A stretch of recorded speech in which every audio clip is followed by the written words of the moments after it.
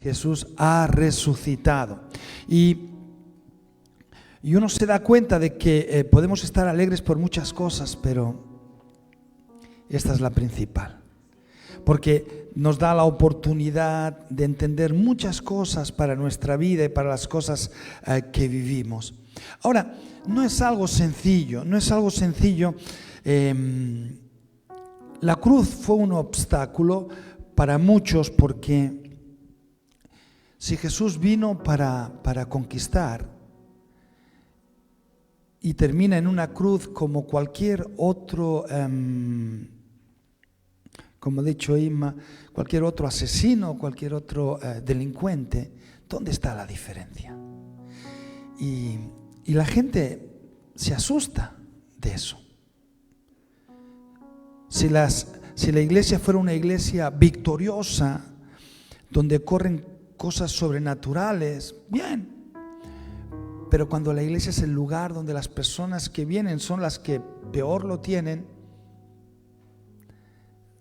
es un obstáculo. La cruz es un obstáculo. Ahora bien, la cruz fue necesaria porque es a través de ella donde Jesús dio todo lo que era por amor a nosotros. Y miren, esto es difícil. Yo también me cuesta mucho entender esto. Me cuesta mucho. Muchas personas me han dicho que me quieren, muchas personas me han dicho cuenta conmigo, muchas personas me han dicho wow, qué amistad más bonita. Pero todos te fallan, porque cuando tienen que escoger entre lo propio y lo de los demás, es muy sencillo lo que uno va a decidir. Pero cuando Jesús tuvo que decidir entre poder escaparse de la cruz o vivir la cruz por amor, Él dijo: no se haga mi voluntad, ¿se acuerdan? El miércoles, sino hágase la tuya, Señor. 3 veces fue Jesús a pedir, 3 veces a pedir a Dios Papá, a decirle: pasa de mí esto, por mí pásalo. Ahora no se haga mi voluntad, hágase la tuya, ¿verdad? Y nos encontramos en este texto, vamos a leerlo, Marcos capítulo 16, es conocido, predicamos casi todos los años, uno va buscándole la forma para aprender cosas nuevas, y simplemente para poder aprender cómo tenemos que de alguna manera discernir lo que ocurrió en esa mañana de domingo, un tal día como hoy, hace 2000 años, cuando pasó el día de reposo, en este caso sábado, el sábado para los judíos, domingo primer día de la semana. Aún en inglés el domingo sigue siendo el primer día de la semana, Se empieza Sunday, Monday, todavía es el primero. Nosotros empezamos por lunes y ponemos el domingo al último, pero Ahora, Marcos 16, versículo del 1 al 8. Bien, entonces vamos a leerlo. Dice: cuando pasó el primer día de reposo, María Magdalena y María, la madre de Jacobo, y Salomé, mujeres. ¿Dónde estaban los hombres? ¿Dónde estaban los hombres? Los valientes, los que lo sabían todo. Porque de las mujeres habla poco el Evangelio. Jesús con Pedro, Jesús con Andrés. Pero a la hora de la verdad, mujeres. Dice que estas compraron especies aromáticas para ir a ungirle. ¿Por qué? Porque como murió, ¿saben? Jesús fue crucificado el viernes por la noche. Se terminaba el viernes y empezaba el sábado. Y el sábado no se puede hacer nada. Es la ley judía. No se puede cocinar, ni siquiera a veces se puede dar de nada, ni barrer la casa, nada, cero. Es un día absolutamente dedicado a Dios. Entonces ellos corrieron porque se acababa el viernes y empezaba el sábado. Y dice: vamos a enterrarlo como sea. Y un hombre llamado José de Arimatea, con un sepulcro suyo, fueron a buscar a Jesús, lo llevaron corriendo, lo envolvieron como pudieron, lo metieron en la tumba. Pero claro, todo el proceso, el ritual de poder despedirse de un cuerpo, de un hombre o de una mujer, el ritual judío no se pudo cumplir. Y eso quedó en las mujeres. A los hombres les da igual. Son más prácticos, puede ser. Pero las mujeres estaban pensando, hemos enterrado mal, hay que ir. Y agarraron y se proveyeron de los perfumes, de las especies, y esperaron que llegara por la mañana. Gracias, Josué, gracias. Y empezara la mañana, y cuando salió el sol, sobre todo María Magdalena, la primera, sale corriendo, quería llegar al lugar.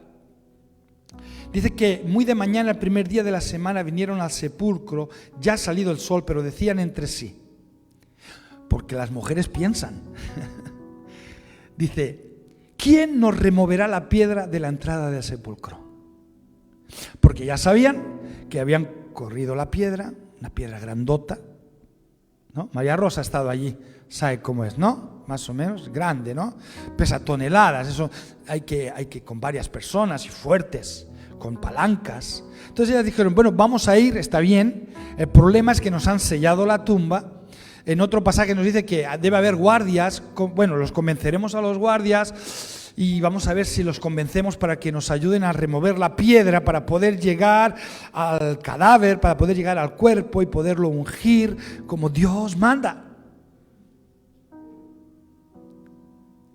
Pero cuando llegaron, dice, cuando miraron, vieron removida la piedra, que era muy grande. ¿Cómo estaba la piedra? Removida. ¿Y cómo era la piedra? Muy grande, muy grande.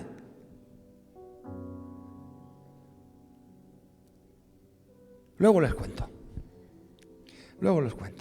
Y cuando entraron en el sepulcro, vieron a un joven sentado al lado derecho, cubierto de una larga ropa blanca, y se espantaron, porque no esperaban encontrar a ese joven.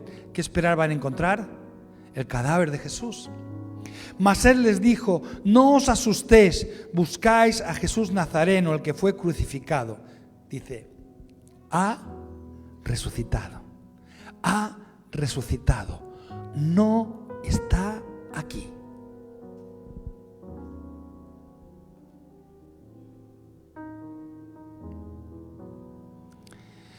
Pero id, mirad el lugar en donde le pusieron, dice, pero id, decid a sus discípulos y a Pedro que él va delante de vosotros a Galilea, allí le veréis como os dijo.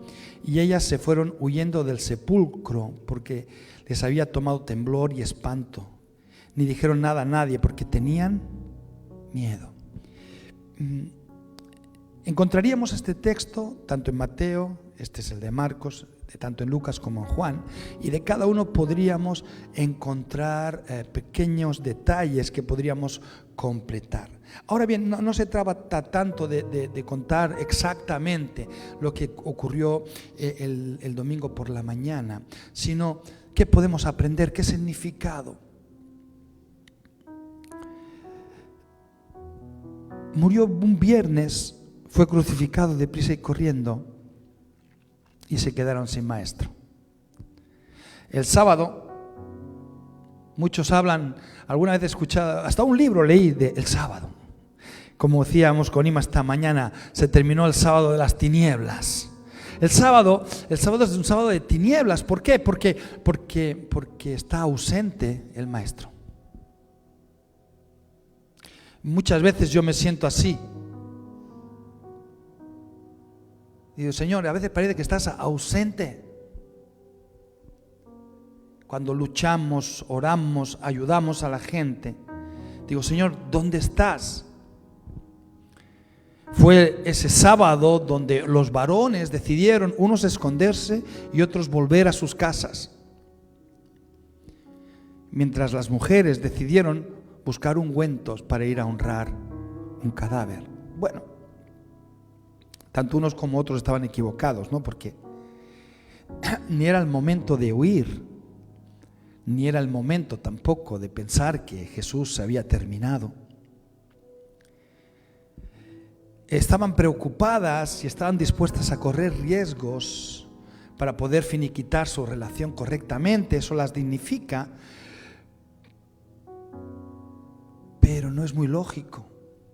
Miren, la pregunta que las martirizaba, como hemos dicho, es ¿cómo moveremos la piedra que bloquea la entrada al sepulcro? Y son preguntas de corazón, claro que sí, porque las dificultades están y hay a veces que preguntárselas, pero aunque sea una pregunta sincera y aunque sea una pregunta de un corazón sincero, no deja de ser una pregunta equivocada. Y las preguntas equivocadas desgastan inútilmente con preocupaciones inútiles. Preocuparse, perder el sueño, desgastarse por cómo remover la piedra no tenía mucho sentido. Es una pregunta que pone todo el problema en la piedra, cuando el problema no era la piedra, el problema era la fe de estas mujeres. No habían creído. Pero pastor, ¿cómo hice eso? Si ellos estaban allí, no habían creído.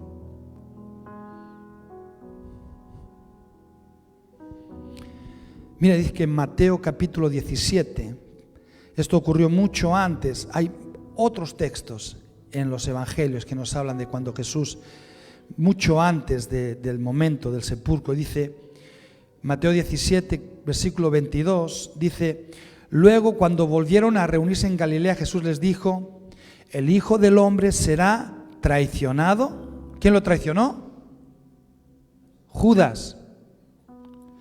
Y será entregado en manos de sus enemigos. ¿En manos de quién fue entregado? De los religiosos. Lo matarán. ¿Lo mataron? Pero al tercer día se levantará de los muertos. Y dice: y los discípulos se llenaron de tremenda alegría. Se llenaron de profundo dolor.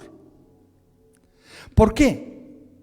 Porque sus discípulos, con las mujeres incluidas, solo habían escuchado hasta el lugar donde dice que será traicionado, los enemigos lo tomarán, los enemigos lo crucificarán, lo matarán.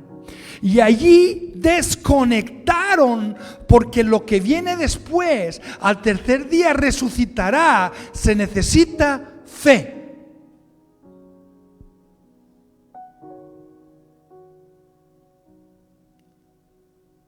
Por eso se llenaron de profundo dolor,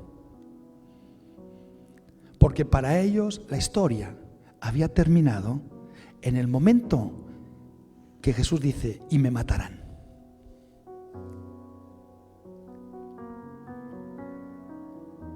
No sé, ¿me permiten poner un ejemplo?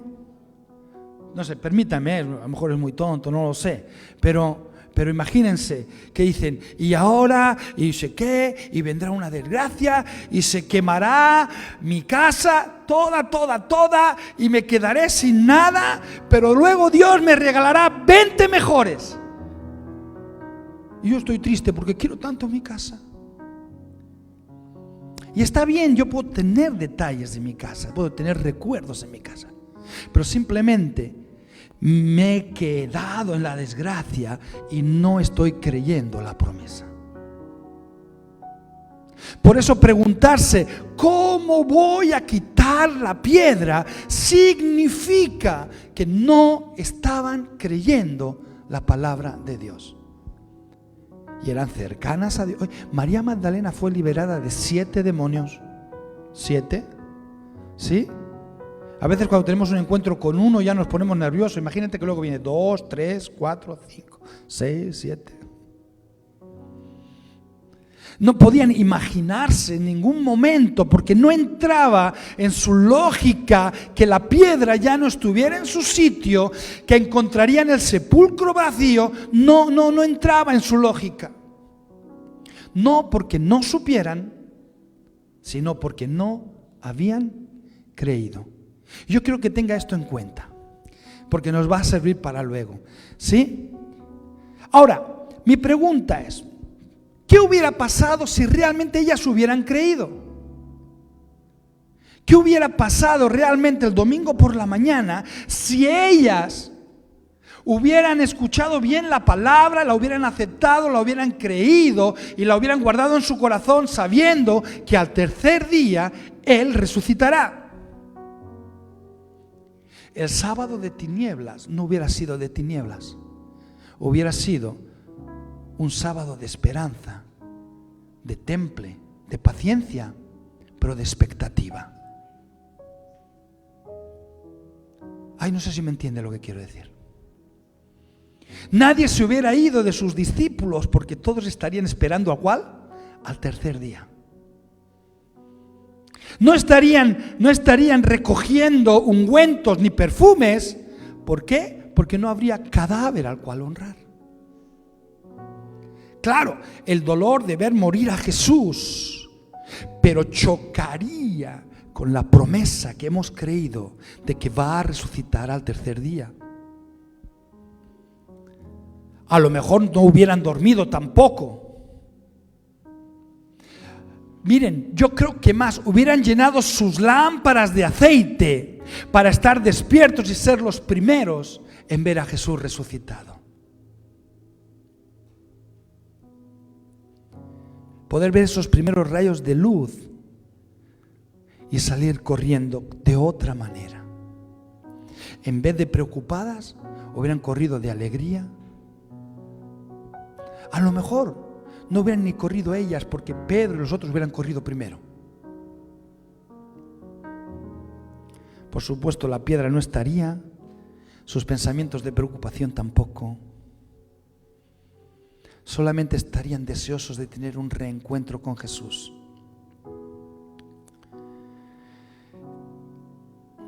Jesús, antes de ser crucificado, predicamos el miércoles que tuvo que pasar su Getsemaní. Él fue triturado allí. ¿Sí? ¿Pasa de mí esta copa? Bueno, no. ¿Pasa de mí esta copa? No. ¿Pasa de mí esta copa? No. Vale, pues hágase tu voluntad. De la misma manera que Jesús pidió 3 veces, ¿verdad? Nosotros tenemos que aprender a ser triturados. No todo es tan lógico como yo he aprendido. Decía Inma, a veces el Señor tiene que renovar nuestra mente, porque lo que hemos aprendido, decía Inma, de nuestros papás y mamás, que no está mal. A veces lo hemos aprendido de nuestras escuelas, lo hemos aprendido de las injusticias en nuestras escuelas, lo hemos aprendido de abusos de familiares, de vecinos maleducados, a veces lo hemos aprendido de políticos de nuestro país que nos han enseñado a robar 1000 cosas, pero nosotros tenemos que aprender que esa mente no nos bendice para nada y tenemos que aprender a triturarla. ¿Cómo? Diciendo, yo no pienso así, pero no se haga mi voluntad, hágase la tuya. Primera de Corintios 1:4, perdón. Primera de Corintios 1:4, Raquel. Dice, Él nos consuela en todas nuestras dificultades para que nosotros podamos consolar a otros. ¿Pero en qué nos consuela? En nuestras dificultades.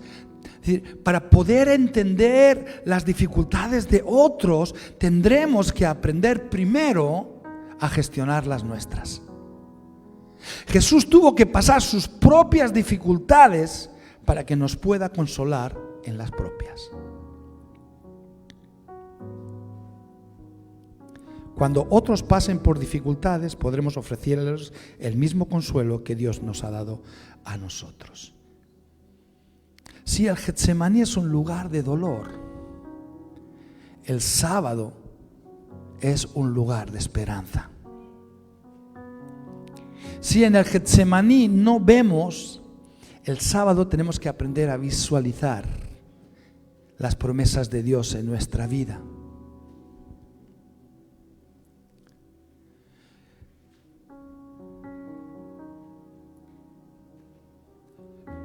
Miren, yo digo, ¿qué cosa práctica podemos aprender de todo esto? Pero me salen un montón. Porque el sábado es el día de que uno ve a un Dios ausente de su vida. Pero se tiene que aferrar a la palabra que sí nos dio. Y esas cosas a veces no son muy sencillas porque a veces los sábados estos duran mucho. ¿Se acuerdan del Salmo 23? Aunque ande en valle de sombra y de muerte, no temeré mal alguno. Claro, hay que aprender a pasar por el valle de sombra y de muerte para no temer mal alguno. Ahora, si yo en el valle de sombra y de muerte, mi única preocupación es cómo vamos a quitar la piedra, estoy simplemente matando mi fe, quitando mi esperanza y dejando de poder levantar mi corazón para poder preguntar. Yo creo que la pregunta sería: ¿y cómo lo va a hacer? ¿Cómo Jesús va a resucitar? ¿Cómo es eso de que dice que la muerte no lo pudo retener? Yo me haría otro tipo de preguntas, me parece a mí. Ahora bien, resulta que hacerse otro tipo de preguntas significa gestionar fe. Pero el problema que tenemos es que las preguntas que hacemos tienen que ver con la no fe. Juan 11, 25, 26. Jesús le dijo: yo soy la resurrección, yo soy la vida. El que cree en mí vivirá aún después de haber muerto. Todo el que vive en mí y cree en mí jamás morirá. Y dice: ¿lo crees, Marta? Porque está hablando de la hermana de Lázaro. Estaban Marta y María. Lázaro había muerto. Hacía 3 o 4 días que estaba muerto. Jesús le dice: Lázaro va a resucitar. Y Marta le dice: sí, el cielo, yo lo creo. No me has entendido. Que ahora, por eso vamos a abrir la tumba. Y dice: pero va a oler. La preocupación era que va a oler. ¿Por qué? Porque aunque se había abrazado con Jesús, aunque había pasado tiempo con Jesús, aunque lo conocía de una manera personal que tú y yo nunca lo podremos conocer, tampoco había creído.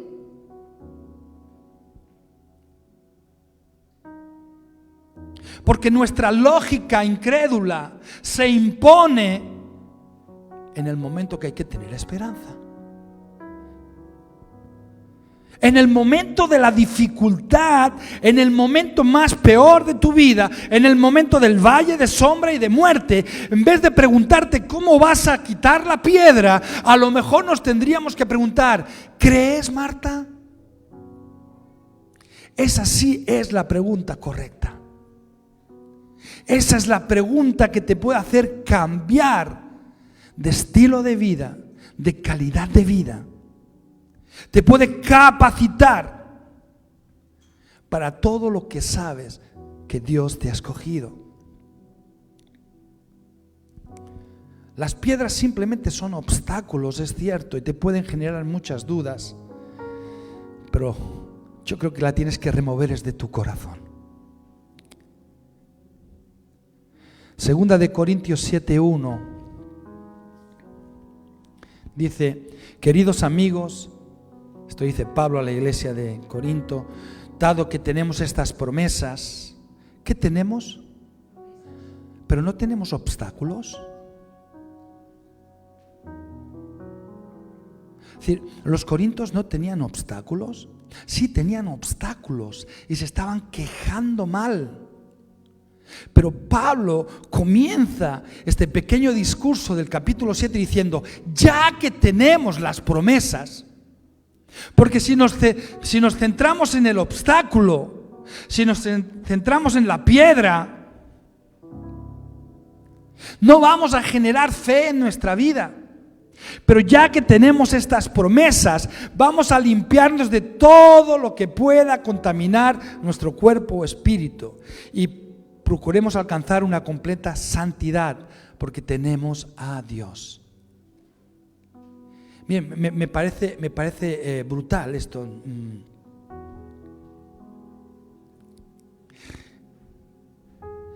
Imagínense la situación, ¿no? Te viene una persona con muchas dificultades, con muchas preguntas lógicas por su vida.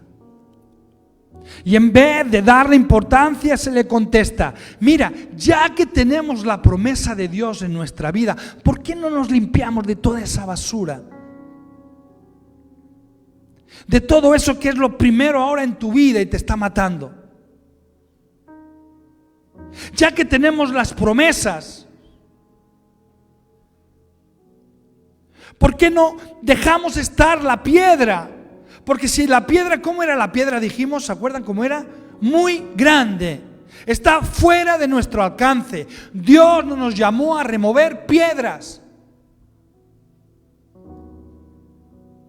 ¿Está bien? ¿Podemos quitar una piedrecita del camino? Sí, quítala. Pero Dios no te llamó a remover grandes piedras. Ya se encarga Él.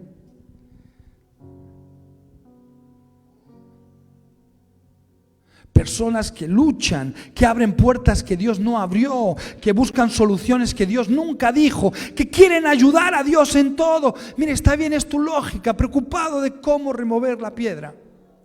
Pero ¿saben?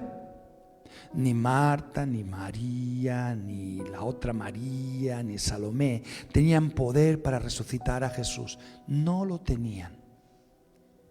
Pero también quiero decir que los soldados romanos no tenían poder para retener a Jesús muerto.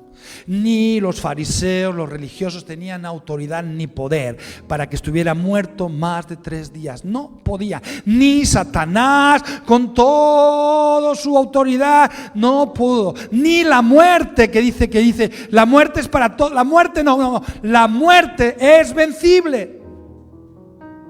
Jesús bajó al Seol, dice, y venció a la muerte. Son cosas que nosotros no nos tenemos que preocupar. ¿Cómo vamos a vencer la muerte? ¿Cómo se va a sanar un leproso? ¿Cómo cambiaremos un pueblo borracho en un pueblo adorador? Hay piedras que yo no tengo que remover. ¿Cómo cambiaremos la familia? ¿Cómo cambiar? No, yo no puedo hacer. Yo solamente puedo hacer una cosa: sembrar fe, creer. Ya que Dios hizo las promesas, porque yo no las hice. Nadie le pidió a Jesús que resucitara el tercer día. Que está bien, no me malinterprete. Digo, nadie le dijo. Fue una promesa. Evidentemente, iglesia, que cuando Dios está ausente de nuestra vida, porque lo crucificamos en una cruz, y ni siquiera queremos mirar si está su cuerpo. Algunos quieren dignificar a Jesús. Lo dignificamos delante del mundo. Vamos a dejar la iglesia bonita, cuanta más gente venga mejor. Pero estamos dignificando un Jesús muerto para el mundo. La verdad es que, ¿saben qué pasa? Jesús está vivo. Jesús está vivo. Jesús está vivo. Amén, Jesús está vivo.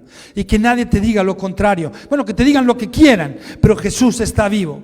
Y a mí me toca experimentar eso en mi vida. Experimentar mi destino, mi propósito, mi vida, mi manera de atender las cosas.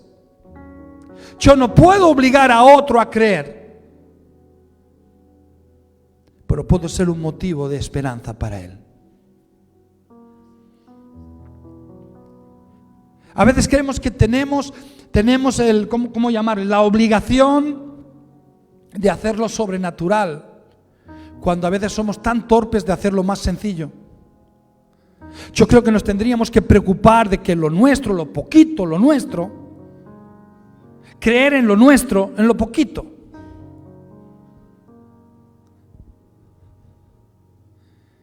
Romanos 4:18. Y vamos terminando, iglesia. Aun cuando no había motivos,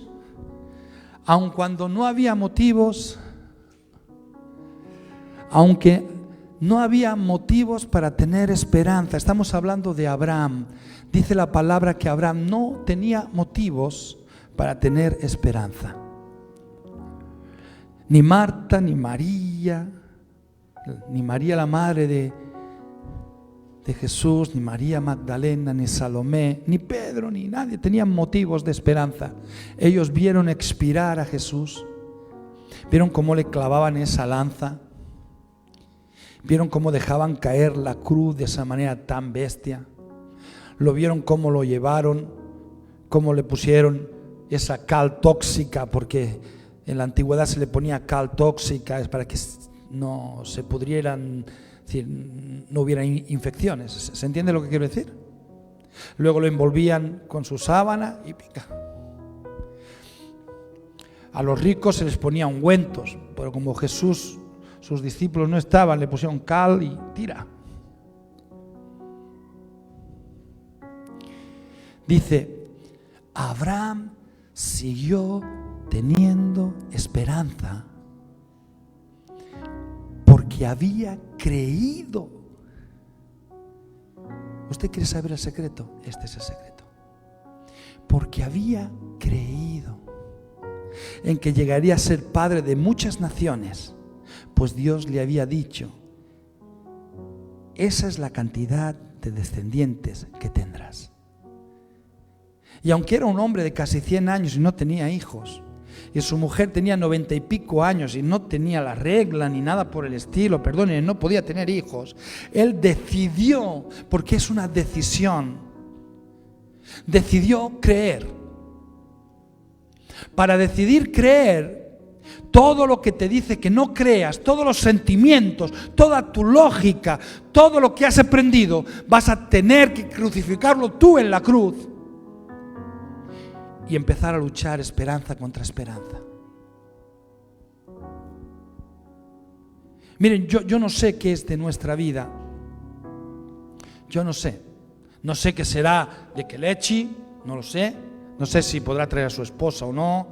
Yo no lo sé. No sé si Pablo seguirá trabajando bien y wow, qué bien, y Pau que se ha de terminar la universidad. Yo oro por eso. No sé si José Luis y Patricia les va a ir bien. Yo deseo de todo que se casen y que hagan las cosas como Dios manda. Perdónenme, enfádense con lo que quiera. Yo quiero que Olga pueda volver a su casa, aunque no me entiende, que luego lo mire y pueda restablecer y pueda sanarse. Y en vez de ir con la cabeza baja, va como una mujer renovada por el Espíritu Santo. Yo quiero ver cómo mi esposa Isma puede cumplir sus sueños. Yo quiero ver eso, pero no sé cómo lo va a hacer. ¿Saben qué pasa? Porque no me toca a mí remover la piedra, pero he decidido, di conmigo, dilo, dilo, dilo, no tengas miedo, dilo, no te escucho, he decidido creer que las promesas de Dios sobre mi vida, mi familia, mi casa, mi escuela, mi trabajo, mi ciudad, mi país, son de verdad. He decidido, y en vez de estarme preocupando, gastando fuerzas en lo que no me toca, voy a determinar gastar mi vida en buscar, obtener y esperar lo que Dios me ha prometido. Amén. Amén. Este es el significado de la resurrección de Jesucristo. Por eso decidió, porque podría haber resucitado el mismo día, pero se tuvo que ausentar.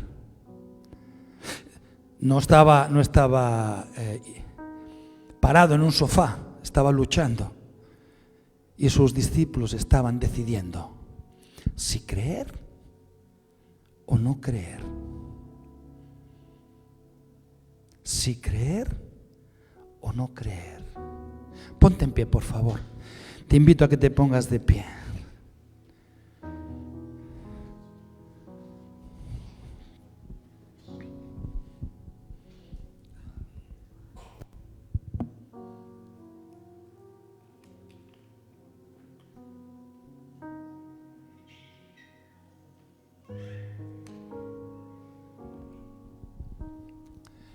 Amén.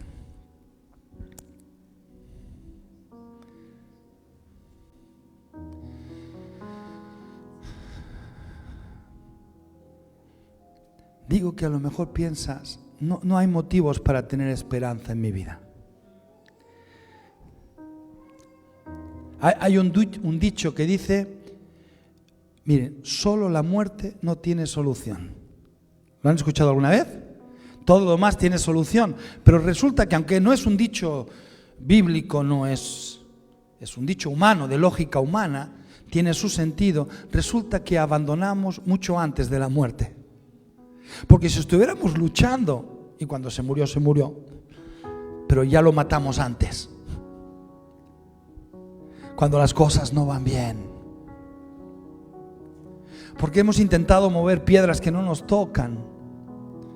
Intentar mover una piedra grande y a nuestra edad, ¡ay!, se me clavó la espalda. Y Señor, yo que intentaba hacer las cosas bien, yo que he intentado creerte, yo que he hecho todo este esfuerzo. ¿Han escuchado gente así? Se me clavó la espalda. Y claro, y el Señor mira desde arriba y dice, pero yo no te he dicho que toques la piedra, ni que te pelees con los soldados para que... Yo solo te he pedido que tengas fe.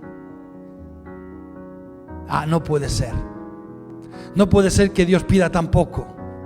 Pero ¿saben? Es tan poderosa la fe. Otro dicho que se dice, que este sí está sacado de la palabra, la fe mueve montañas, dice. ¿Lo han escuchado? Y claro, ahí todo el mundo entiende que estamos hablando de creer, porque nadie vemos empujando montañas. Pero en las pequeñas cosas de nuestra vida queremos empujarlas nosotros y nos olvidamos de activar fe. Y seguimos viviendo con un Dios ausente en nuestra vida. Lo hemos escuchado, hemos tenido un encuentro, pero ahí se quedó. Es que no sé cómo remover la piedra.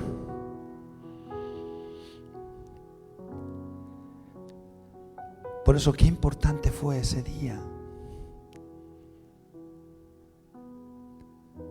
Estaba haciendo un reportaje, no sé si ayer o anteayer, ahí en esos programas de Max o uno de esos de la tele, de cosas de la Biblia, de Jesús, y estaban explicando con detalle, bla, bla, bla, bla, y cómo la cruz y lo que significa. Y yo digo, qué bien, qué interesante.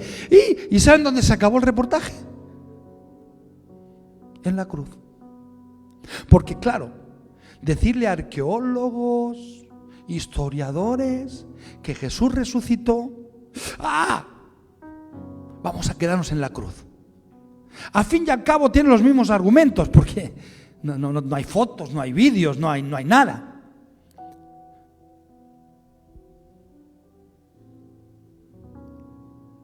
Lo peor es que a veces como cristianos hacemos igual. Y es muy triste. Luchamos, entendemos, hasta la cruz. Hasta la cruz. Hasta la cruz. Y habían 2 discípulos que decidieron irse. Pedro se volvió a su casa a pedir al papá si le dejaba la barca otra vez. Y ya está, todo terminó. Pero ¿cómo que todo terminó, iglesia? Justo ahí empieza el momento de fe, empieza la verdadera lucha. Mientras ellos estaban viendo a Jesús, no necesitaban fe. Mientras ellos veían cómo Jesús oraba por un leproso y se sanaba, no necesitaban fe. Para ellos era normal. La fe es cuando uno sabe que el poder de Dios puede sanar a un leproso, pero no lo podemos sanar porque nosotros no podemos remover la piedra.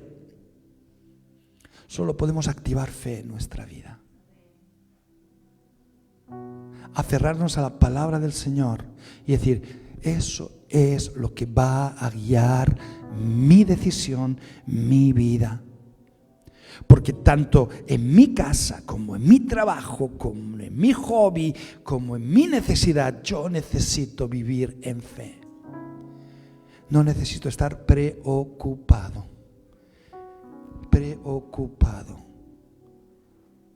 La enfermedad de este siglo, del siglo XXI, gente preocupada por cosas que no se deben preocupar.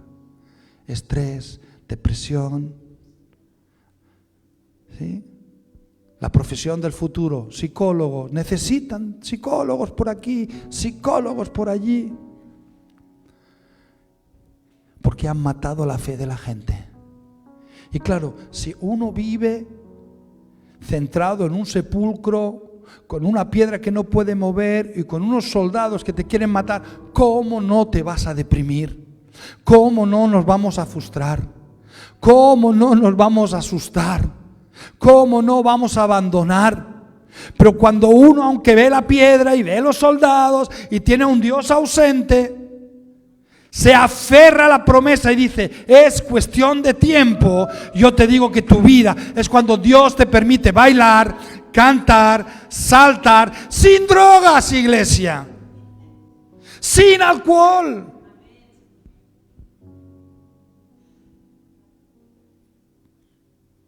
Pero te tienes que enamorar de tu promesa. Te tienes que enamorar de Jesucristo. Cierra tus ojos, porque quiero orar. ¿Cómo quiero que hayas entendido esto? Perdóname si he gritado, no estoy enfadado contigo. Porque yo también necesito ver y a veces me enfado con la piedra y con los soldados y conmigo mismo me enfado. Por torpe.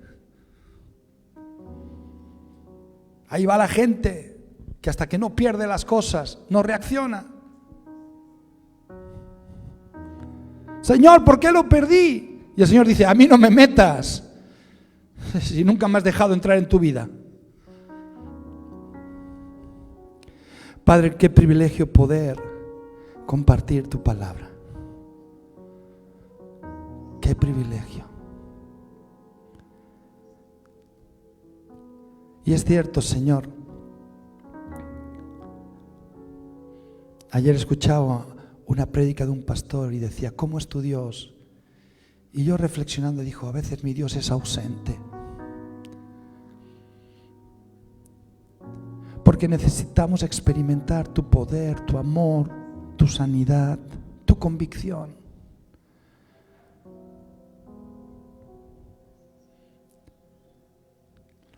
Pero bueno, yo no puedo, Padre, obligarte a nada. Ni siquiera te voy a decir cómo tienes que actuar.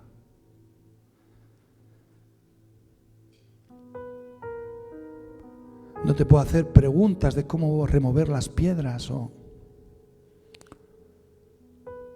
por qué la gente simplemente no quiere creer en ti, no entiendo. Y prefieren creer en brujería, en yogas, en energías, en estrellitas, en ti no. En chakras. Dios mío. Padre, pero en este tiempo de ausencia, aquí en San Juan, determinamos aferrarnos a la fe. Porque va a llegar la mañana de domingo en el que tú resucites, en el que tú te muestres. El que, como hiciste, Señor, hice tu palabra, te llevaste a los discípulos allí, al lago de Genesaret, allí en Getsemaní, y allí les mostraste las señales de la cruz. Les haciste entender que te ibas y que quedaba el Espíritu Santo, pero que las cosas que Él había hecho ahora quedaban en manos de ellos y mucho más. Y aunque eran pocos y muy pequeños, cambiarían el mundo. Y hoy, Padre, no hay libro de ciencia que no determine, que no diga, y a veces acusa de que el cristianismo ha cambiado el mundo, de tal manera que nos acusan, lo acusan de las injusticias en África, del colonialismo, o que en China no sé qué, o que en la India. Se ve que no eran tan pequeños aquellos 11 discípulos y aquellas mujeres. Se aferraron a ti y sus vidas trascendieron. Padre, yo te quiero pedir en esta mañana que hagas lo mismo con nosotros, con cada uno de nosotros. Seremos pequeños, seremos pocos, seremos sencillos y humildes, pero si tenemos fe, se pueden mover montañas. Te amamos, Jesús. Padre, te quiero agradecer por esta mañana. Quiero agradecer por todo lo bueno y lindo que estás haciendo, por cada persona, por cada familia. Gracias, gracias, Señor. Te amamos, Señor, te amamos. Gracias por resucitar. Gracias, Señor. Gracias, Señor, por hacernos entender que lo importante es creer en ti. En el nombre del Señor Jesucristo. Amén, amén y amén. Iglesia, les quiero decir una cosa. Jesucristo, vamos, María Rosa, si lo diga, dígalo fuerte. Jesucristo ha resucitado. Amén. Levante un aplauso al Rey de Reyes y al Señor de Señores. Vamos.